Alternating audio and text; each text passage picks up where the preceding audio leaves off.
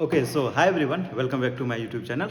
Okay, जैसा कि हमने लास्ट टाइम क्या क्या डिस्कस किया था, ऑर्डर देखा था, मोलिकुलरिटी देखा था, दोनों में डिफरेंसेस भी देखा था, है ना।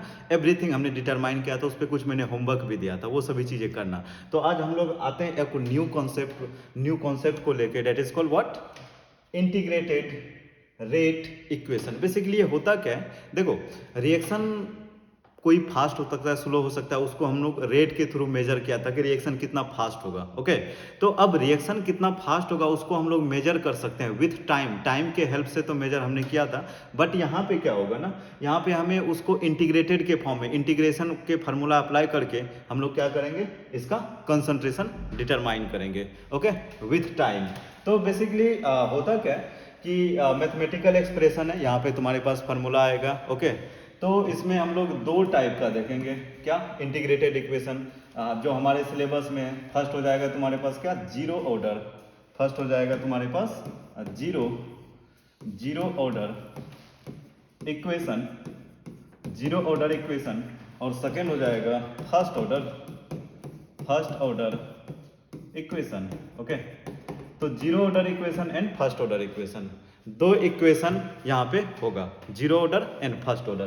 तो हम लोग दोनों के बारे में देखेंगे। देखो, रिएक्शन जो है ना, फर्स्ट ऑर्डर जीरो ऑर्डर कैसे डिसाइड करोगे, उसके कंसंट्रेशन पे पावर कितना होगा। ओके, कंसंट्रेशन पे पावर कितना होगा, अगर कंसंट्रेशन रिएक्टेंट का इंक्रीज करते हो ना, अगर कंसंट्रेशन रिएक्टेंट का इंक्रीज करते हो तो क्या होता है यहाँ पे कि रिएक्शन फास्ट होगा, कंसंट्रेशन कम करोगे तो रिएक्शन स्लो होगा। तो मतलब कितना फास्ट कितना स्लो होगा उसका हम लोग एग्जैक्ट कंसंट्रेशन निकाल सकते हैं, उसका टाइम निकाल सकते हैं कि रिएक्शन कितने टाइम में कंप्लीट होगा या कंप्लीट नहीं होगा।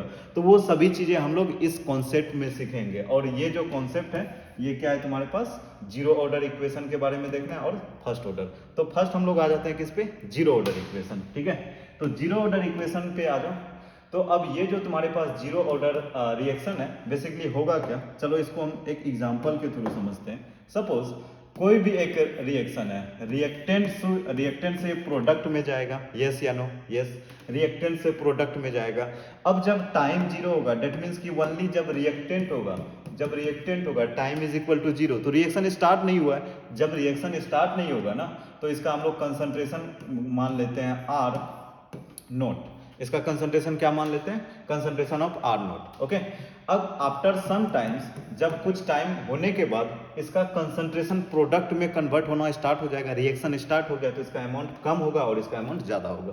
तो जब आफ्टर सम टाइम इसको हमने इन जनरल कंसंट्रेशन मान लिया, क्या, R naught, concentration, sorry, R मान लिया, only R, concentration of R after some times. ये R naught means what, initial concentration, and only R is the after some time. Okay, तो ये चीजें हो गया। अब इसको बोलेंगे हम लोग क्या, यहाँ पे क्या तुम बोलोगे, आर नोट हो, क्या हो जाएगा, आर नोट को तुम क्या बोलोगे, इट इज द कंसंट्रेशन, और directly we can say initial concentration of R naught. क्या बोलोगे, initial concentration of initial concentration of R. और ये आर, ओनली आर क्या हो जाएगा, कंसंट्रेशन ऑफ आर, इसको क्या बोलोगे, concentration of R after time t. Okay, fine everyone, ये चीजें हमें देखना है। ये चीजें हो गया तुम्हारे पास आर नॉट और आर। अब बताओ कि ये जीरो ऑर्डर है, तो इसमें एन का वैल्यू कितना होगा, हमें पता है जीरो होता है ओवरऑल जो पावर होगा। अब हमें पता है according to rate law, according to rate law.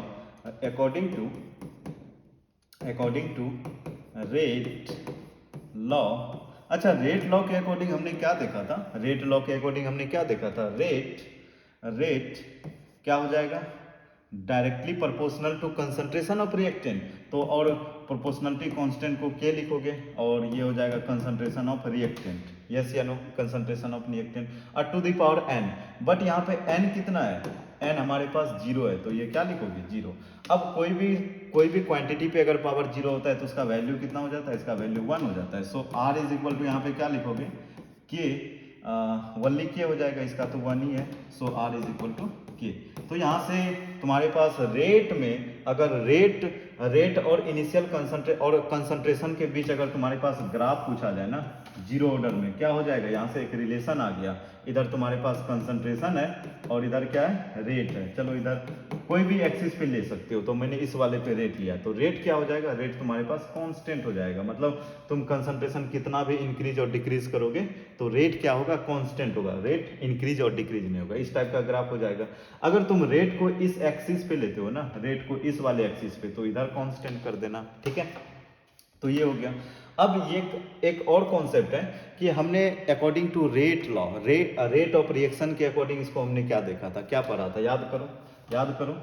According to rate of reaction R o R is equal to क्या देखा था, R o R is equal to क्या हो जाएगा, माइनस रिएक्टेंट का d R concentration of R by d t, यही होगा ना।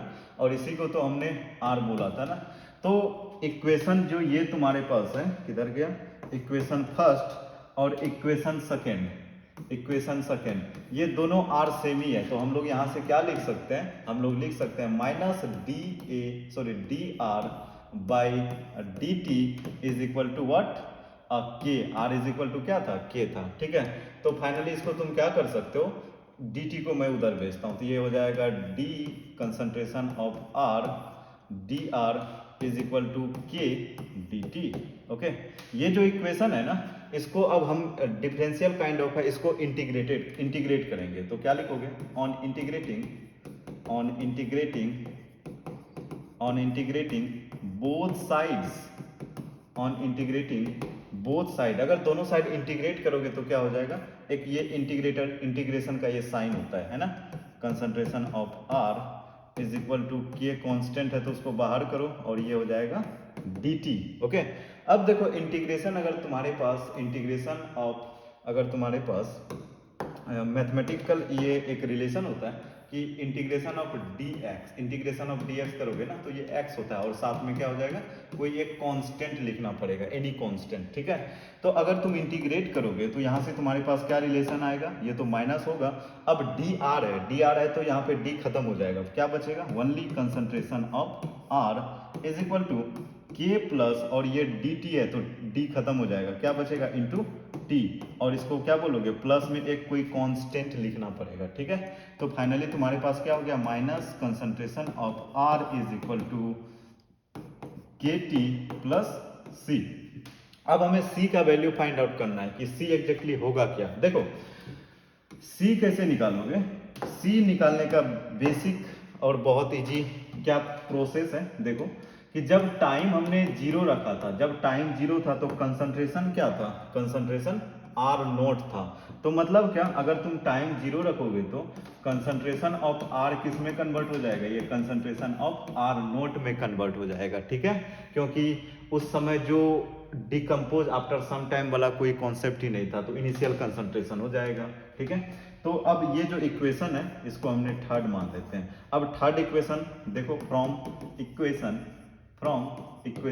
थर्ड, इस इक्वेशन को देखो क्या क्या चीज है, टाइम जब जीरो रखा तो ये किस में कन्वर्ट हो जाएगा, आर नोट में कन्वर्ट हो जाएगा, ठीक है। तो अब क्या लिखोगे, ये minus concentration of R naught is equal to k है, और ये time zero plus C.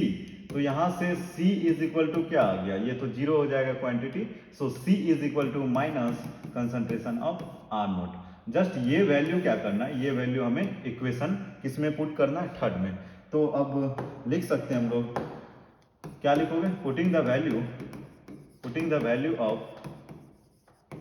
Value of c in equation third equation में क्या करो, जस्ट पुट करो। तो क्या बनेगा, देखो थर्ड इक्वेशन हमारे पास था माइनस आर, अब ये हो जाएगा is equal to k T, और c के बदले क्या लिख सकते हो, माइनस आर नॉट।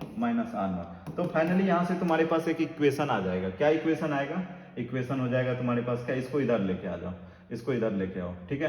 तो हो जाएगा minus R is equal to minus R, और ये इसको इधर, इस क्वांटिटी को इधर लाओगे तो प्लस हो जाएगा, plus R naught is equal to k t. तो यहाँ पे अगर तुम माइनस को कॉमन लेते हो ना, तो माइनस को उधर भी भेज सकते हो। तो यहाँ पे तुम्हारे पास एक इंपॉर्टेंट इक्वेशन आ गया, कौन सा इक्वेशन, ये वाला।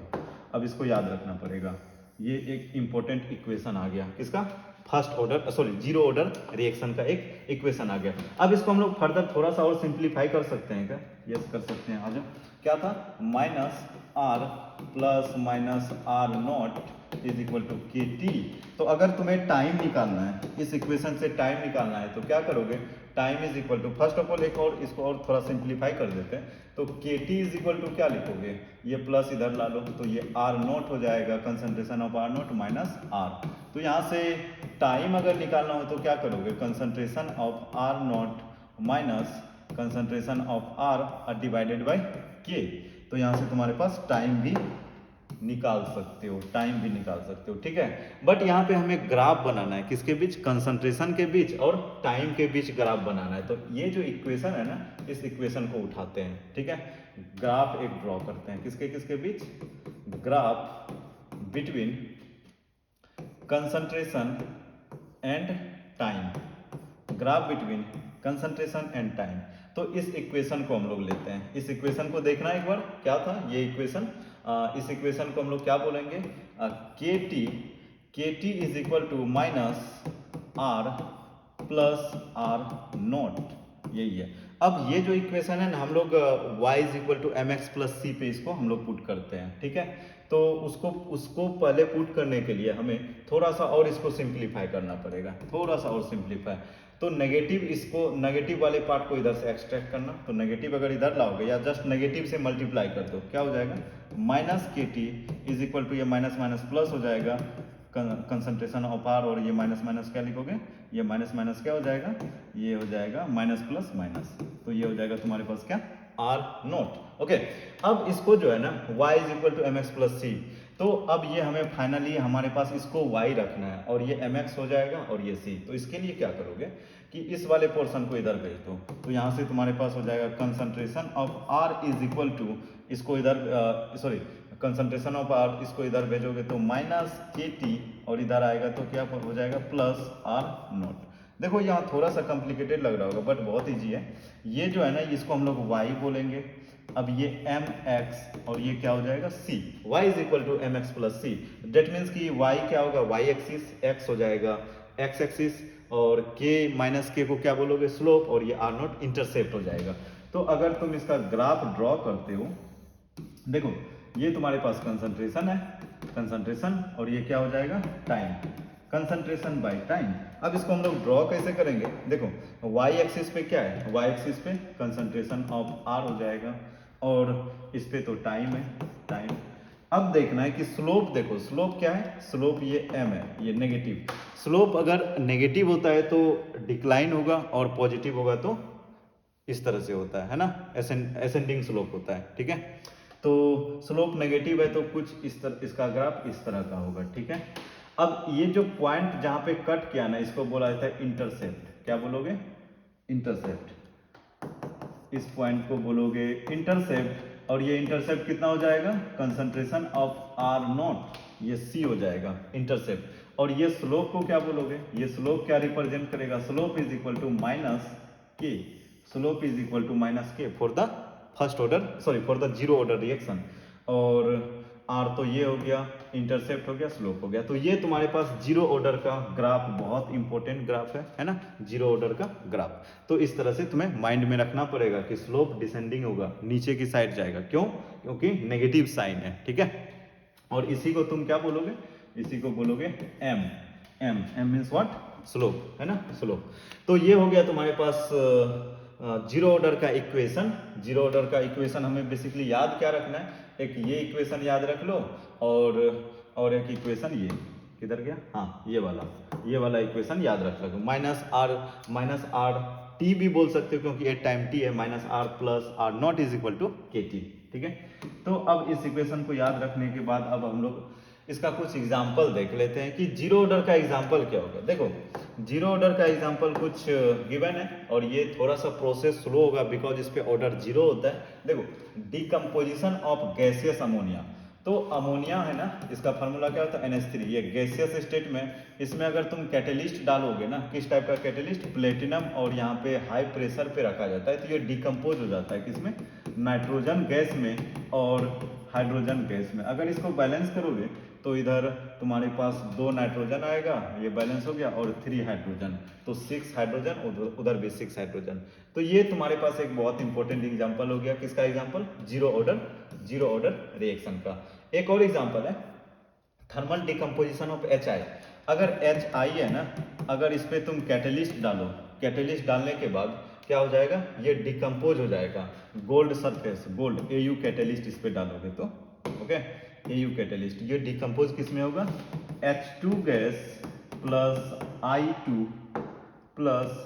I2 गैस में ये डिसोसिएट हो जाएगा, और इसको बैलेंस करोगे तो यहाँ पे 2 लगाना पड़ेगा। ठीक है, तो ये 2 इंपॉर्टेंट एग्जांपल है, इसको माइंड में रखना कि समटाइम्स पूछ लेगा कि जस्ट गिव द 1 और 2 example of zero order reaction, तो इस तरह से हम लोग निकाल सकते हैं। ठीक है, तो एक और कॉन्सेप्ट है, उसको देखने के बाद हम लोग डायरेक्ट इस पे क्वेश्चंस करेंगे।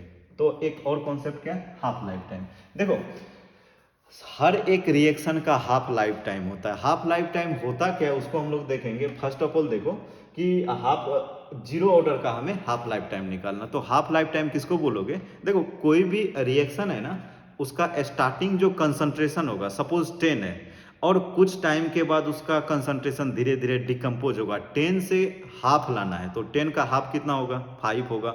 अब वो 5 कितने टाइम में वो डिसोसिएट हुआ, 5 कितने टाइम में डिसोसिएट होगा, that time is equal to half life time. देखो अगर मैं एक एग्जांपल बोलूं, ये अभी 10 था, इनिशियल क्या था, जब टाइम 0 था तो ये 10 था, ओके, और ये 0 था, प्रोडक्ट 0 था।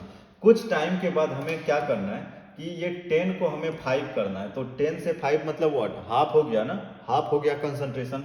जब हाफ कंसंट्रेशन होगा तो कितना टाइम लगेगा, वो जो टाइम टेकन था, वो जो टाइम लगा, उस टाइम को क्या बोलोगे, हाफ लाइफ टाइम, है ना। तो 10 से 5 पहुंचने में कितना टाइम लगा, that is called half life time. ठीक है, तो हम यही चीजें अभी डिराइव करने वाले हैं कि हाफ लाइफ टाइम का फॉर्मूला क्या होगा। Fine everyone, okay. तो देखना कि है क्या, half life time of a reaction is the time required for the concentration of reactant decreases to half of the initial, okay.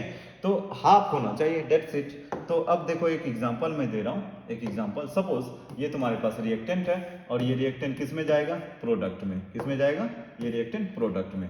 जब इसका इनिशियल टाइम, जब टाइम इसका टाइम 0 था, तो इसका कंसंट्रेशन क्या होगा, R0 होगा, यस या नो। अब हमें R0 का जस्ट हाफ कंसंट्रेशन करना है, कितना करना है, R0 is equal to R0/2, ये क्या हो जाएगा, हाफ, इसका जस्ट हाफ कंसंट्रेशन करना है। इसी को तुम क्या बोलोगे, concentration of R, that is called concentration of R at time t। अब ये जो इस पॉइंट से इस पॉइंट में आने में जितना भी टाइम लगा ना, उसी को हम लोग क्या बोलेंगे, t हाफ। तो हाफ लाइफ टाइम को हम लोग t हाफ से रिप्रेजेंट करेंगे। ठीक है, t half, that is called half life time, okay. अब हमें जीरो ऑर्डर इक्वेशन पता है। जीरो ऑर्डर इक्वेशन क्या है बताना, zero order equation minus R plus R0 is equal to KT था, यही था ना। जब ये चीजें वैल्यू इसमें पुट करोगे, t हाफ जब लगाओगे, तो R0 कितना हो जाएगा, R जो है, R इसके इक्वल हो जाएगा, R0/2, R0 गिवन है, और T किसके इक्वल हो जाएगा, T हाफ के इक्वल हो जाएगा। तो जस्ट इन सभी का वैल्यू रखना इसमें। तो क्या लिखोगे, R इज इक्वल टू क्या लिखोगे, माइनस, अब ये हो जाएगा R0/2 प्लस, ये तो R0 है ही, है ना, is equal to K into, अब T कितना हो जाएगा, T हो जाएगा तुम्हारे पास 1/2। अब यहां से बताओ, डेराइव करो, ये 1 है और इसमें -1/2 सब्सट्रैक्ट करो, कितना हो जाएगा, ये हो जाएगा तुम्हारे पास R0/2 is equal to KT half. तो यहां से एक इक्वेशन तुम्हारे पास आ गया कि T half is equal to what, T half is equal to R0/2 और K इधर भेज दो। तो ये बहुत एक इम्पोर्टेंट रिएक्शन आ गया, इम्पोर्टेंट रिलेशन आ गया, किसमें, टाइम, हाफ लाइफ टाइम और इनिशियल कंसंट्रेशन में। यहां से तुम्हें क्या देखने को मिल रहा है, ये जो हाफ लाइफ टाइम है ना, ये डायरेक्टली प्रोपोर्शनल किसके है, ये डायरेक्टली प्रोपोर्शनल है इनिशियल कंसंट्रेशन का, directly proportional to initial concentration, okay. So we can say कि half life time of zero order reaction directly proportional to initial concentration, okay.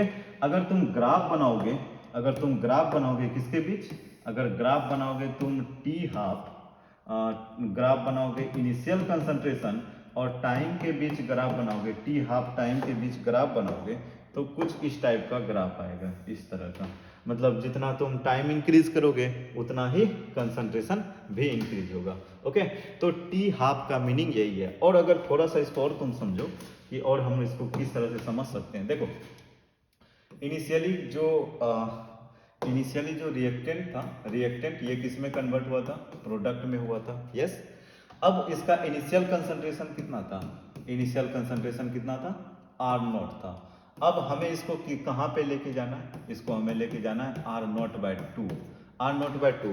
तो इसमें जो टाइम लगता है ना, उस टाइम को क्या बोलोगे, उस टाइम को बोलोगे टी हाफ। ओके, अब फिर से इसको आगे लेके जाओ, फिर से आगे लेके जाओ, इसको और आगे लेके जाओगे तो ये हो जाएगा आर नॉट, इसका हाफ कितना हो जाएगा, इसका हाफ हो जाएगा तुम्हारे पास टू, सॉरी इसका हाफ ऑलरेडी ये 1/2 है, इसका हाफ करोगे तो कितना हो जाएगा, 4 हो जाएगा। तो ये भी टाइम जो होगा इसको क्या बोलोगे, टी हाफ। तो that means half life time means what, reaction कितना कंप्लीट हुआ, मतलब half means what, 50% reaction complete हो गया। अगर तुम यहाँ से यहाँ तक जाओगे तो रिएक्शन 50% कंप्लीट हो गया है, ठीक है, कितना कंप्लीट हुआ, 50%। सिमिलरली अब ये जो 50% बचा ना, 50 का भी यहाँ पे इसका भी 50% कंप्लीट हुआ, ठीक है, 50% कंप्लीट हुआ। अगर तुम अच्छे से ध्यान से देखो, अगर ये तुम्हारे पास 100% था तो 50% कंप्लीट हुआ है, 50% बचा हुआ है, तो जो 50% बचा हुआ है तो ये क्या हो जाएगा, 50 होगा, यस या नो। अब इसका भी 50, इसका भी 50 का भी 50% कंज्यूम होगा, तो यहाँ पे कितना बचेगा, 20 बचेगा। तो अब देखना कि अगर मैं बोलूँ फर्स्ट पॉइंट से ये सेकेंड हो गया और ये थर्ड हो गया, अगर मैं बोलूँ क्या, फर्स्ट से अगर तुम थर्ड पॉइंट तक जाते हो तो कितना परसेंट रिएक्शन कंप्लीट हो रहा है, अगर तुम फर्स्ट से थर्ड पॉइंट तक जाओगे तो कितना रिएक्शन होगा, देखो। तो फर्स्ट से सेकेंड में टी हाफ और सेकेंड से थर्ड में टी हाफ, तो टोटल टी हाफ कितना हो गया, 2 टी हाफ हो गया। अब रिएक्शन कितना कंप्लीट हो गया है, इधर तुम्हारे पास 50% और 25%, तो ओवरऑल जो है ना ऑलमोस्ट 75% रिएक्शन कंप्लीट हो गया है। तो इसको हम लोग बोल सकते हैं टी 75% और टी 3/2, सॉरी 3/75 को क्या लिखोगे, 75 को 75/100 अगर लिखोगे तो ये 3 टाइम्स में जाएगा और ये 4 टाइम्स में, तो ये 3/4 हो जाएगा, ठीक है। This is the 3/4। तो ये समझ में आया क्या, एक यहाँ से तुम्हारे पास एक रिलेशन आ गया कि टी 50% और टी 75% में अगर रिलेशन निकालना है तो क्या करोगे, यहाँ से 2 से मल्टीप्लाई। तो देखो 50% कंप्लीट होने के लिए हमें टी हाफ लगा, फिर से इसका 50% कंप्लीट करोगे तो क्या हो जाएगा, टी हाफ। तो 100 में से 50 कंप्लीट हुआ तो इसका 50 बचा ना, अब फिर से ये 50 का 50% कंप्लीट हुआ, तो 50 का 50% जब कंप्लीट हुआ तो कितना बचा, 25 ही बचा ना।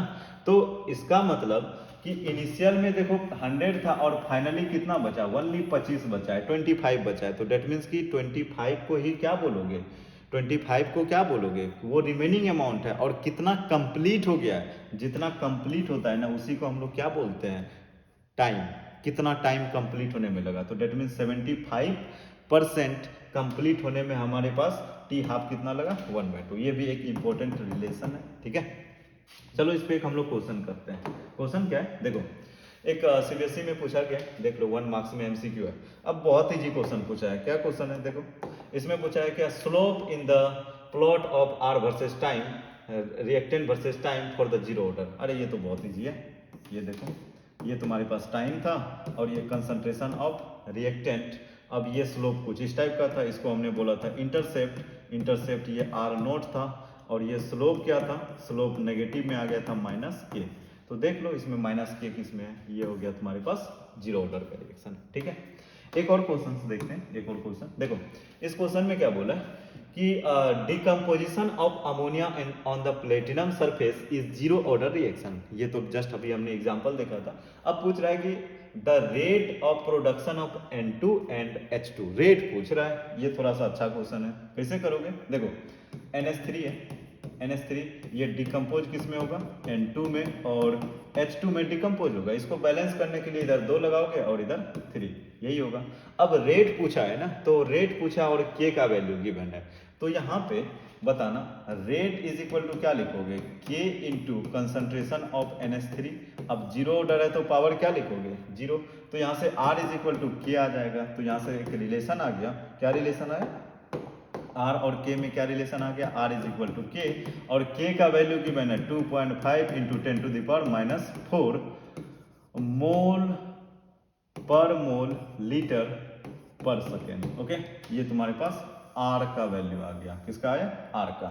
ठीक है, अब बताओ कि हमने क्या देखा था रेट ऑफ रिएक्शन में, रेट लिखने के लिए क्या प्रोसेस को हमने फॉलो किया था, कुछ याद करो, ये था क्या, R is equal to concentration of, R is equal to क्या लिखोगे, ये रिएक्टेंट था तो साइन नेगेटिव आया था, और कोफिशिएंट 1/2, और इसका रेट क्या लिखोगे, DNH3, मतलब change in concentration of reactant by change in time, और सभी को इक्वल करने के लिए अब ये प्रोडक्ट है तो पॉजिटिव हो जाएगा, concentration of N2 change in concentration of N2 by dt। अब यहाँ पे स्टैइकोमेट्रिक कोफिशिएंट 1 है तो 1 से डिवाइड करो तो सेम ही आएगा, और ये किसके इक्वल हो जाएगा, 1/3 change in concentration of H2 by change in concentration of dt। Okay, अब क्वेश्चन में क्या क्या पूछा है, ये जो R है यही तो R किसके इक्वल है, यही तो R किसके इक्वल है, ये K के इक्वल है क्या, और K का वैल्यू हमें पता है, और क्वेश्चन में क्या पूछा है, N2 के बारे में पूछा, H2 के बारे में, यही तो हमारे पास रेट है, यही तो रेट है, यही तो रेट है। ओके, तो यहां से क्या लिख सकते हो, rate of N2 by dt is equal to K, is equal to K का वैल्यू कितना है, 2.5 इंटू 10⁻⁴, तो ये हो गया पर mole litre per second, answer आ गया। अब सिमिलरली इसका कितना हो जाएगा, इसका कितना लिखोगे, H2 का रेट ऑफ H2 मतलब change in concentration of hydrogen by dt is equal to 3K होगा क्या, 3 को उधर भेज दो, और ये क्या हो जाएगा, 3 इंटू 2.5 इंटू 10⁻⁴, और इसको कैलकुलेट करोगे तो कितना हो जाएगा, 7.5 इंटू 10⁻⁴। तो यही हो गया तुम्हारे पास आंसर, यही हो गया आंसर रेट, बहुत ईजी था। और देखो बेसिकली जीरो ऑर्डर पे कुछ बहुत कम क्वेश्चन आता है, सबसे ज़्यादा फर्स्ट ऑर्डर पे आता है, उसको भी हम लोग डिस्कस करेंगे। तो उसके लिए फर्स्ट एक क्या करो, उससे पहले एक होमवर्क रहा, ठीक है। इसमें क्या पूछा है, derive an expression to calculate the time required for the completion of zero order reaction. Zero order reaction complete कब होगा, उसमें कितना टाइम लगेगा, वो कैलकुलेट करना है, करना खुद से। नेक्स्ट एक और होमवर्क ले लो। अब बोल रहा है for the zero order reaction will the molecularity V equal to 0, explain. क्या हो सकता है, क्या सोचना एक बार। और हमें यह भी पता है कि कोई भी ऑर्डर रिएक्शन हो वो कॉम्प्लेक्स और एलिमेंट्री दोनों हो सकता है, तो उसका मोलिकुलरिटी इक्वल होगा क्या, मोलिकुलरिटी ओनली एलिमेंट्री के लिए ही था, है ना। तो देखना एक बार, इसको तुम डिस्कस करना, और बाकी हम लोग नेक्स्ट क्लास में फर्स्ट ऑर्डर के बारे में डिस्कस करेंगे। ओके।